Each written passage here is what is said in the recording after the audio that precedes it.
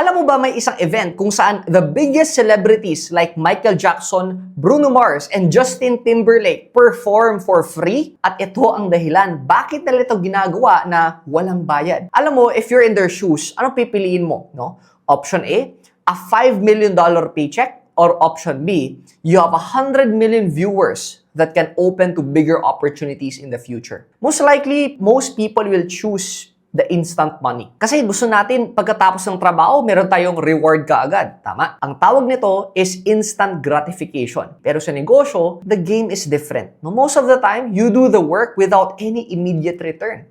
Dahil the real reward usually comes months or even years later. And that's when I learned in business, success is not about the paycheck today. No, it's about the opportunities you build for tomorrow.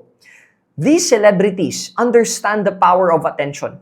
Alam nila na fame, trust, and exposure from the Super Bowl will open up more album sales, endorsements, and concert opportunities. That's way bigger than any short-term paycheck. Kaya sa negosyo, huwag ka lang mag-focus sa kikitain mo today.